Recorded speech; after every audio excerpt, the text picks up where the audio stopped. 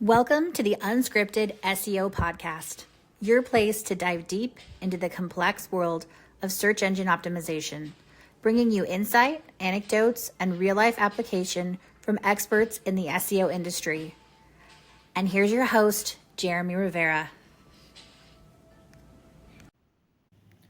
Hello, I'm Jeremy Rivera, and this is the Unscripted SEO Podcast, where I'll be interviewing all kinds of SEOs over time. Today I have Ray Martinez, and we're going to learn a little bit more about him, what his specialties are, his industries and experience. So what would you say is the main thing you're working on right now, Ray? Hi, Jeremy. Thanks for having me on. Main thing I work on now is in the higher ed space. So, I work for Archer Education. I'm VP of SEO. I run a team of SEOs. We specifically focus in enrollment marketing. So our job is not just to drive leads, but to actually generate leads that turn into enrolled students. So a little bit more nuanced, a little bit more of a longer sales cycle in terms of the product. My personal specialty in SEO, where I cut my chops, was technical SEO. That was something that really connected with me very early on. I was actually taught by a guy named Richie Larsden, who was based in San Diego last time I checked. But he, showed me from the ground up probably about I want to say a decade ago now. Where, because I'd started 4 years before, but I'd only learned the worst practices. And so I had this really great teacher come in and, set the foundation. Him and this guy, Andy Kelly, you'll find him on Twitter, Sanjuro. They both sat me down and really gave me a framework of understanding technical SEO, which took it from being, I want to say in the 2014 times where people were doing that checklist approach and everything was very much checklist, scorecard, but taking it a step further and saying, here's what you actually need to do to implement these things. Yeah. SEO, you can talk a good game all the time. Look at your analytics every morning, look at the numbers in Search Console and be like, why isn't it changing? Why am I not getting more clicks and impressions? And you got to do something. You got to have a ground game. I think I've used the metaphor of using Tai Chi. It's small, silly looking, repetitive movements that over time have a cumulative impact.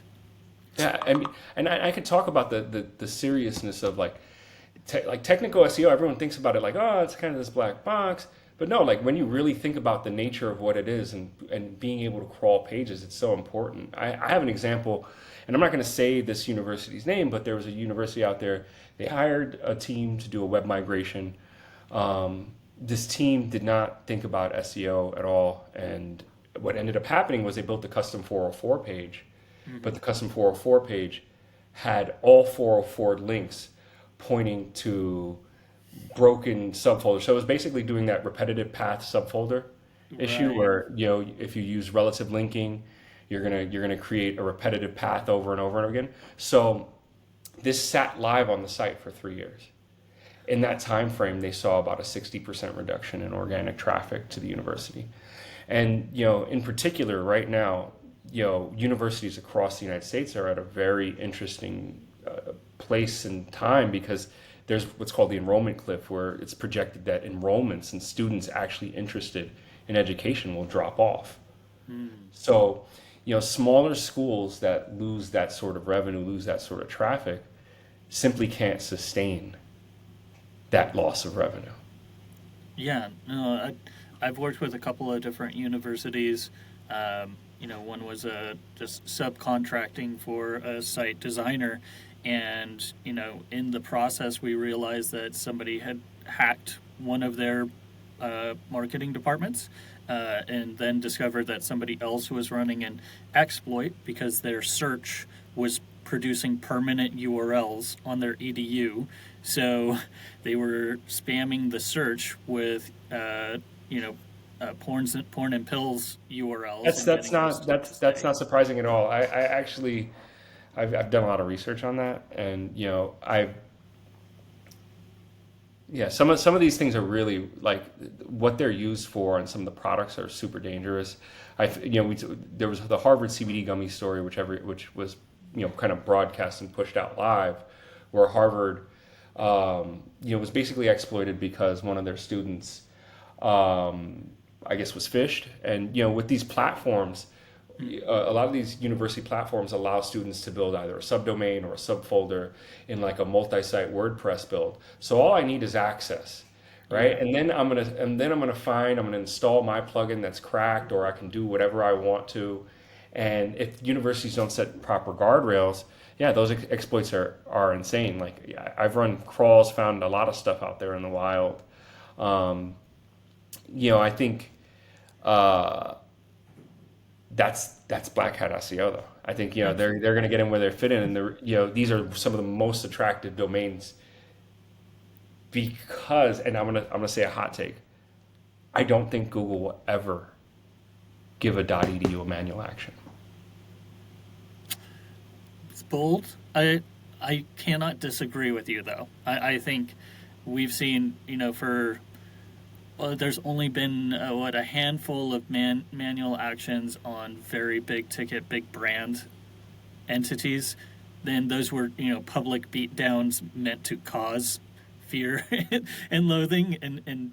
But I agree. I cannot see them slapping down Stanford or in any big university. It's just I think the thing the thing that Google fears most, which it's very timely, is regulation. And so they spend hundreds of millions of dollars in lobbying a year to make sure that the government is never in their business. So to regulate a university and to put manual action against a university and de-index them would raise an ire of suspicion. So I think a lot of black hats know this. Like you can go on Fiverr right now and buy .edu link injections. And I've tested them, and I've purchased them, tested them, and they've indexed and passed PageRank. How do I know? Because they're in Search Console. Yeah. There's few things that do show up in Search Console, but like when they do, that's an important indicator. And sometimes you get crap in there and some large sites, but I like to look at my best indicator if Google's actually looking at and saying, is this link worth anything? Yeah. Is it showing up and reporting in Search Console?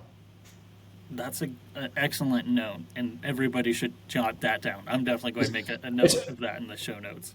Because it's also compounded. It's not just Google, right? Like when it shows up in Search Console, that means it was crawled and indexed, right?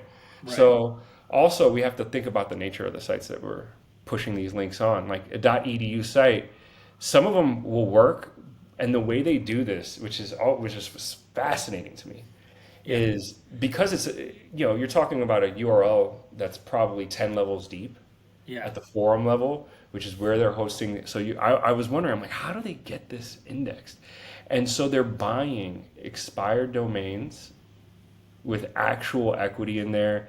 I found one that was like a political site that was expired, like a campaign site that had expired, had Wikipedia links pointing to it, and now it's hosting a bunch of explicit, nefarious content.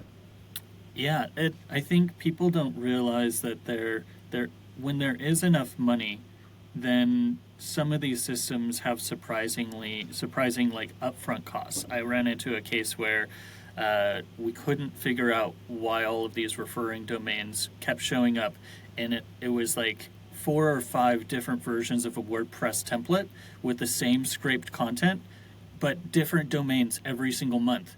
30 domains were being bought every single month with different templates, the same, like 3 batches of scraped content would get pushed onto it, and they just sludged everybody except for one person heavily with these hot links, junk anchor texts, and we kept getting dragged down.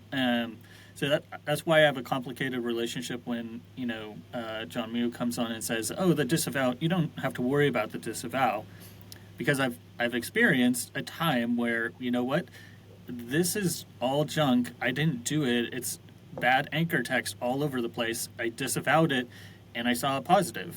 We got more. I disavowed it again. I got a positive result. We got more. It went down. I think disavows is a danger. It's a dangerous tool.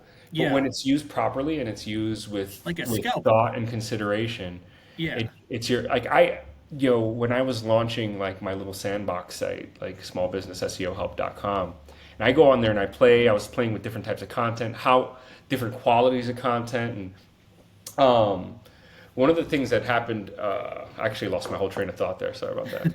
Could we, could you go back to your comment? What was your thought there? My disavow. Oh yeah, they just about As a scalpel.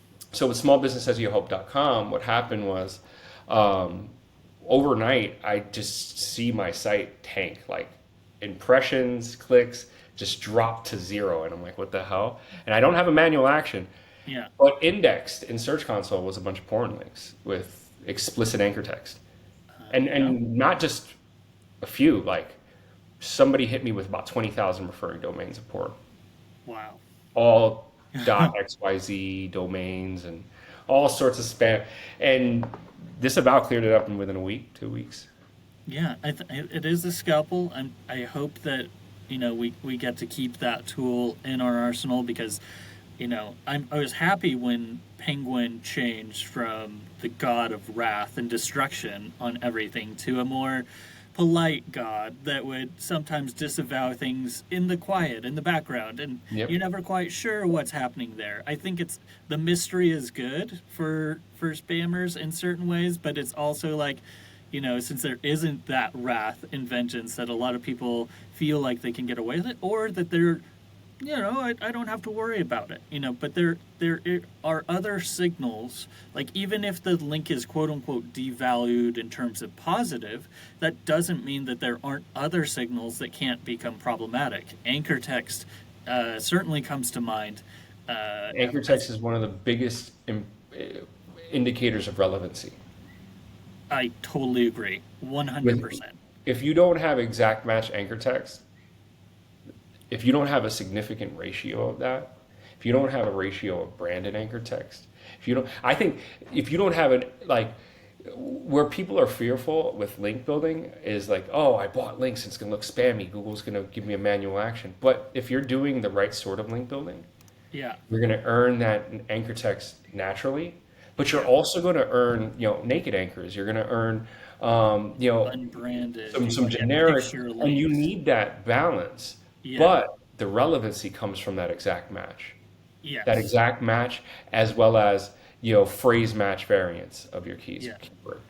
It's also about like the size of the pie. I was talking to a client about this of like, you can go and I can help you get 100 branded anchor text links right now, but however much search you get in branded is however much search. So you can't rank more number one than you have. You just got 10 branded anchor text links.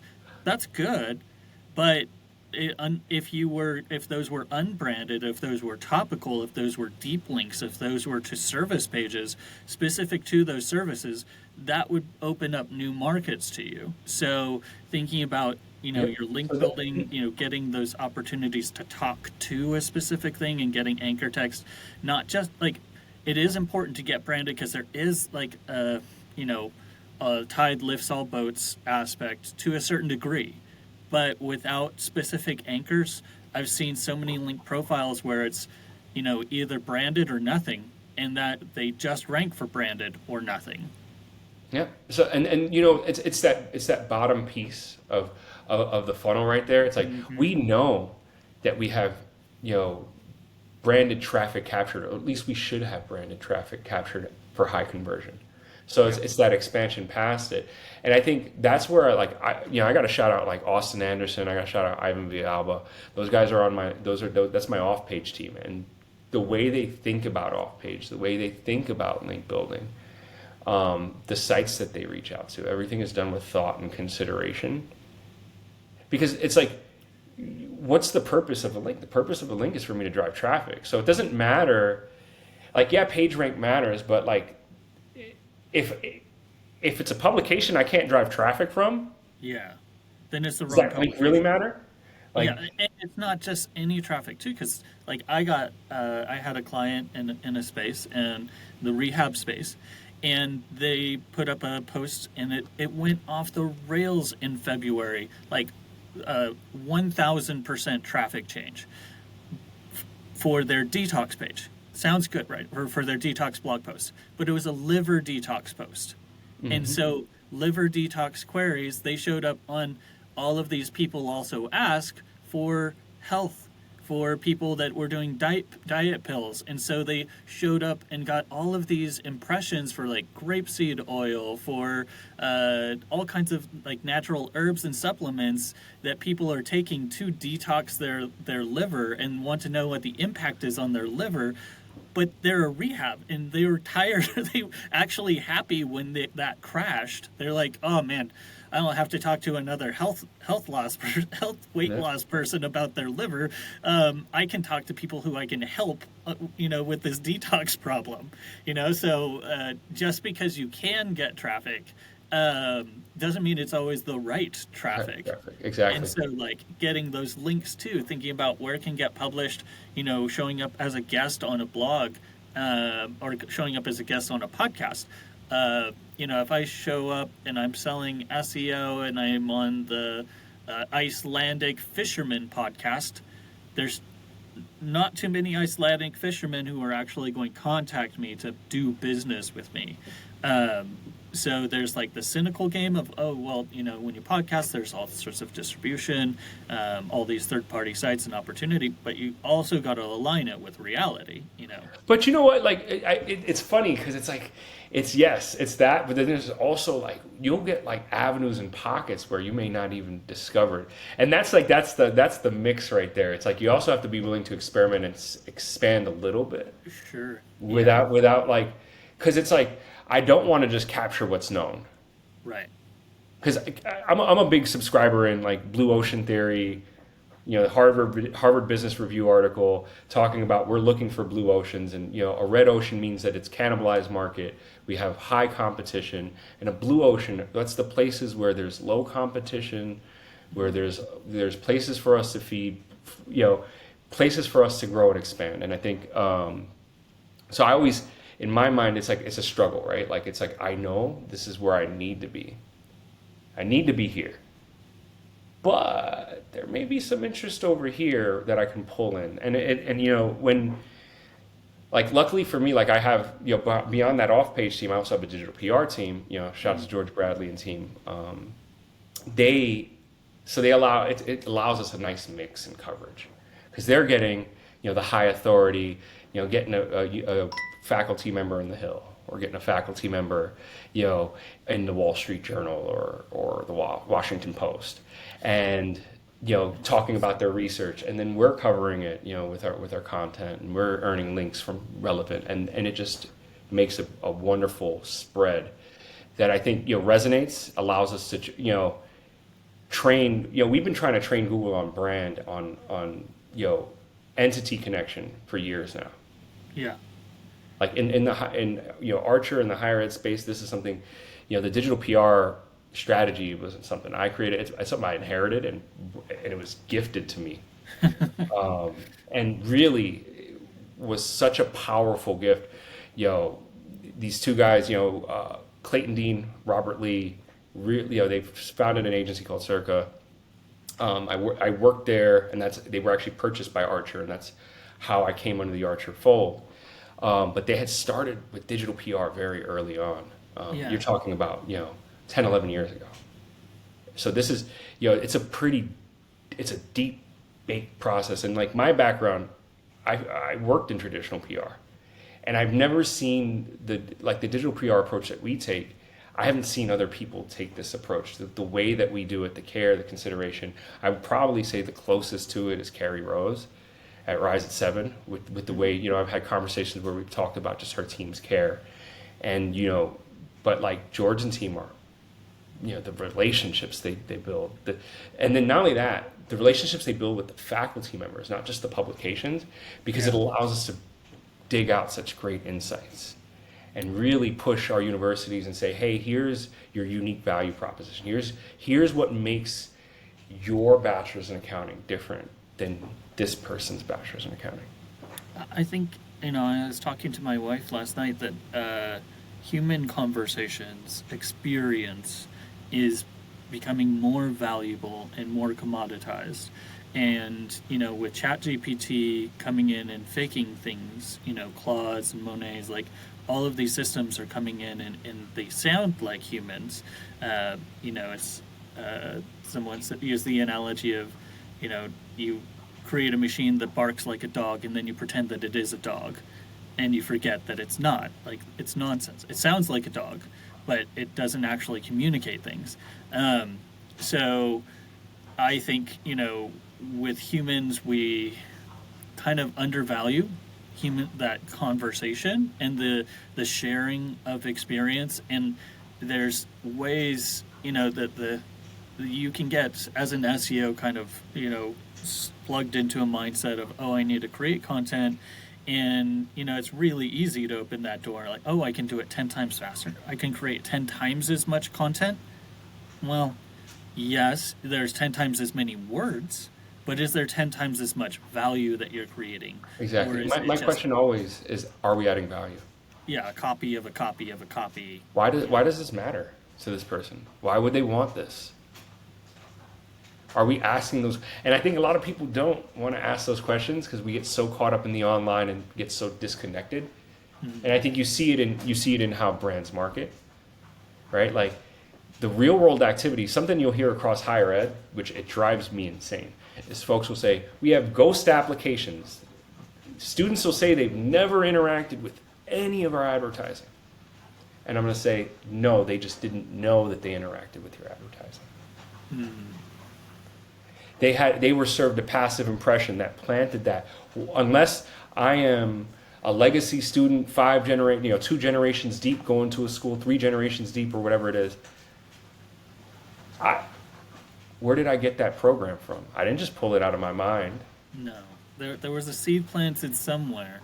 There's awareness. It could have been from a college professor, and that college professor saw my ad, right? Thinking about the ways these things translate to real world experience. And I think a lot of people miss that. They don't understand that, like, hey, if I see a display ad somewhere, someone's going to come back to my site if they didn't convert right away. Yeah. And I have data that shows that. Like when my paid team ramps up a spend on brand, right? We see a direct correlation. If they spend too much, they actually suppress brand search. But if they spend just the right amount, we see a lift in brand search. I think Rand Fishkin just did a short snippet on SparkToro talking about the change in attribution and digital marketing, in that as we see, they become these walled gardens. It doesn't mean that there isn't fruit and vegetable growing in those gardens. It's just there are no links. We can't attribute that click, and that drives drives my SEO brain kind of crazy of looking at these stats and thinking, how can I get clicks? Can I follow that person and show them that what I did here has this? So it's kind of a step back, because in TikTok you view and you swipe, or you just view and it just my wife's on her phone and looking at things. And it goes to the next thing, and it goes to the next thing. There's no pause. But this isn't new though. Like if we really think about it, right? Like the walled gardens, right? I think that's one problem. Like you look at a Discord, you look at a TikTok, they're their own thing, and we're missing forum content. But I also think like that sort of brand, right? Like that's the Wall Street Journal that gives no one a link, right? Like that's justifying the value of what's this branded mention, and I think. A non-link brand mention, and I think Rand's been at the forefront of that for a long time. Yeah, a decade plus. Really understanding that, hey, just because I don't pass page rank doesn't mean it doesn't have value. Yes. Like when I first started working with Archer, 2019, we had Harvard Extension School's public leadership credential. And the public leadership credential didn't have any volume at all. Like it was a term that we helped them create. Right? There was no search volume, and literally the only campaign was George Bradley and team going out there and doing digital PR. And they did digital PR, and then within 2 months, You're starting to see volume for this credential name that had no. So that stuff matters. It's the thing that's going to generate conversation. That's at least going to get people, going. Like on the side, outside of higher ed, I did there's a smaller client that I worked on, Soul Squeeze. They're a margarita company. They do organic margaritas. Mm-hmm. And we did old school press release to announce the fact that they launched this organic margarita line. And we just did distribution regionally to news stations. We did distribution to organic food sites, and guess what? Within launch, they had 150 links. Yeah. Indexed in Search Console. That's Search Console. That's not even counting what Ahrefs or SEMrush found. That's just Search Console. I think there's a few SEOs that are stuck in their guest post mindset, like, hey, I got to do bulk outreach and do this, and forget that there are other ways to communicate with the world outside the internet, and that things outside the internet impact what's contained 100%. On it. It's a reflection of. It's not individual from. They're symbiotic.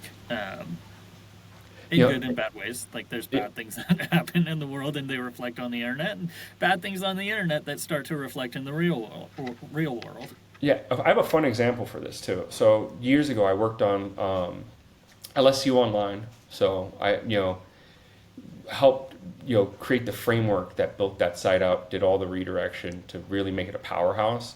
But that site was fun because I was working on it during the national championship run for LSU football. And on game day, that's what we had this conversation on Twitter. You'd have that million spike in impressions, and then an extra 100K in clicks on game day, and then it would just drop back down. So everything looked reporting looked so wild. Everything was like an anomaly because it was just such a large spike. But and I would ask them, what are you guys doing to drive that traffic besides just brand mentions of LSU? And they're like, well, we have a banner that shows in the end zone that just says online.lsu.edu.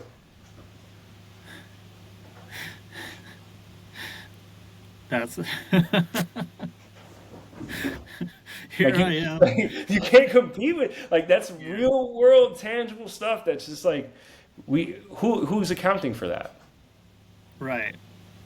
I mean, hopefully you can claim credit for it, but it was so definitive that there was no. Yeah. There's no and with that engagement, it was a simple SEO engagement. I think when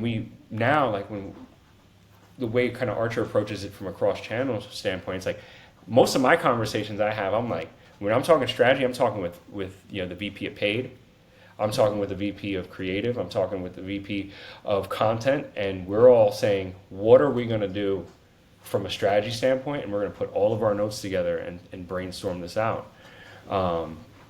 Because we understand that the cross-channel is what's going to be that saves us. Great, SEO ranked really well, but it didn't convert, and so our paid cost per acquisition was 3 times what it's supposed to be. That's not a great story to tell. Yeah, it's about thinking, not getting siloed as an SEO and shunted to the side. Being an afterthought means proactively trying to work with and find opportunities to take it to that next step. A couple of big successes I've had is actually working with the customer support team on a SaaS and realizing what are the questions that you keep answering that the friction that exists, either with the product or with information about the product. We wish that people knew that this did this. Everybody keeps asking, does it do this? And we're like, yes, it does this. And so it was a 2-part prong of okay, well, let's actually add that in the app as one of the top things that we do. This was for Raven Tools. And then we'll also add that content, create a blog post, update the help text section to focus on that thing. And that had, multiple, blow-by effects. There were so many fewer tickets asking do we do that? And also so much more traffic for the end service that was connected to, and it also reduced churn and increased the number of people that converted from paid trial.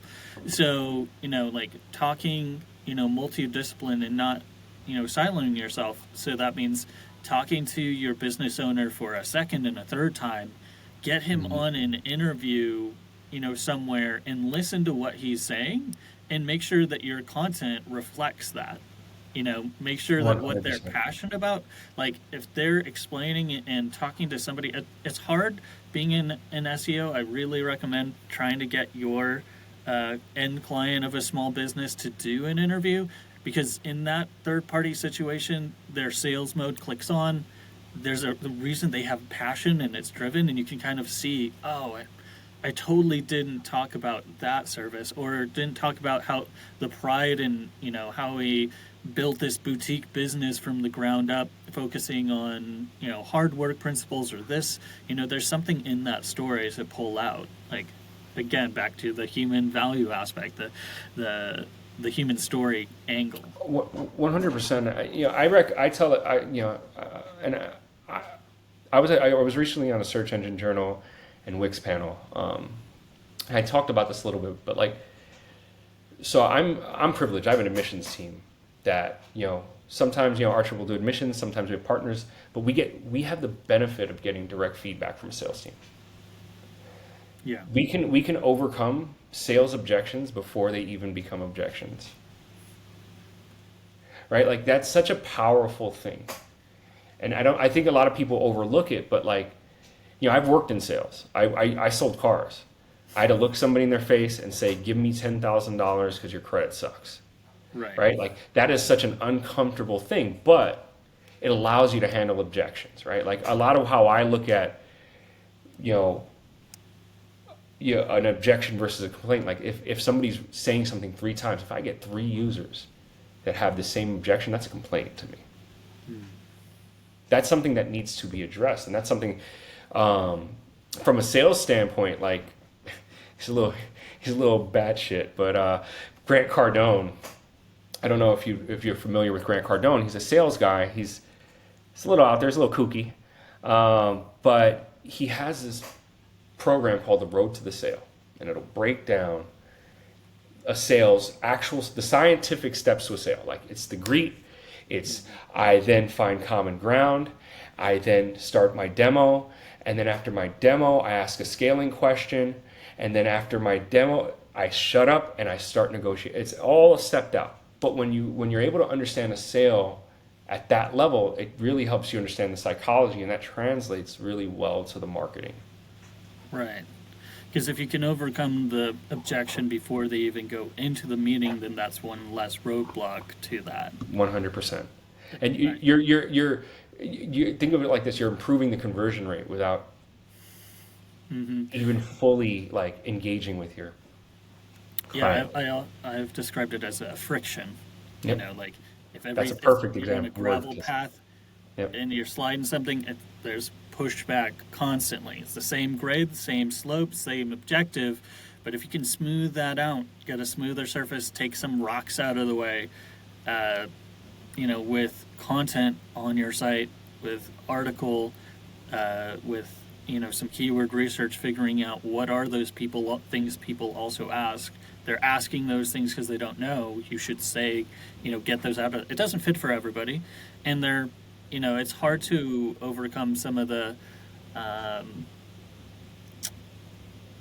photographer syndrome of I can put a picture and it will explain everything kind of mentality. You gotta say things on your site. The internet exists mostly in words. There's value in pictures and there's value in audio, but audio is just a different way of presenting written content. So a picture can say 1,000 words, but not the same words to everybody. So there's so many commercial photographers,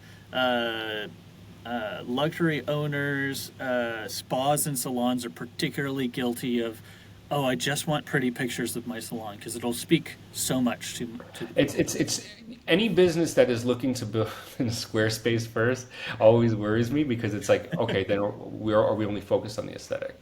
Right. And Yeah, I always get nervous with that stuff. It's like, because I'm like, yeah, it's luxury, but like, you also want to give context. Like, I get Yeah. minimalism, but like, yeah, you're leaving up open, a lot open for interpretation, which it's like, let's be direct. Let's like a good website, what's it do? It directs somebody to take an action that we want them to take. Right. And some actions, it's kind of crazy because there's a kind of an inverse of like, the more expensive the service, the more pictures and the less text they want to say. Like you're asking more out of less, and hoping that you're saying the right thing. Look, if I'm remodeling my bathroom and I'm buying Italian marble, yeah, and I'm going on a site and I'm buying this expensive piece, like sheet of marble, I want to know where it comes from. I want to know why it's worth this. yeah, Like I want to know all those things that what makes it luxury, yeah, right? definitely. Like and I think perhaps that's the difference where, because for some brands it's like they don't have to. They don't Sure. like if I'm Louis Vuitton, I don't necessarily know if I have to say why this is luxury. That's true, but the majority of clients are not Louis Vuitton. Like they want to Exactly. be. And that's the difference. It's like that's where brand, right? Like brand can help you there, but like if you're not that brand, like I had buddies, these guys are clothing designers from Puerto Rico, Details Matter, great clothing brand. But, what can I do? I'm going to have them rank for red shirt. Everything is brand. So I gave them a template for their brand. I said, hey, what you guys want to do is hop on podcasts and mention your brand. Talk about your brand. Anytime somebody writes you up, link it back to your site. And you see these guys and all the traffic they're doing and they're generating is just brand building. And I think, it just depends on the individual business. Sure. Because I worked on Amplify Pictures, which is a movie studio in California. Like, Joe Lewis, who's the executive producer and owner and founder of that, all he wanted to do was rank for his name because there was another one in the UK, but these guys did like 100-foot wave with HBO. So he's like, I want to make sure that people know I did the 100-foot wave, and I want to rank for my brand. And simple, so I think, with some of that stuff, like some of those higher end tier clients, it's very simple brand building. But when you get into the smaller, more nuanced goods and services that that are more expensive, Yeah. you better have a lot of touch points and a lot of justification and a lot of value building. Absolutely. So just wrapping up, if you have any one piece of advice, action item, actionable, like do it today, what would that be for the person that's listening?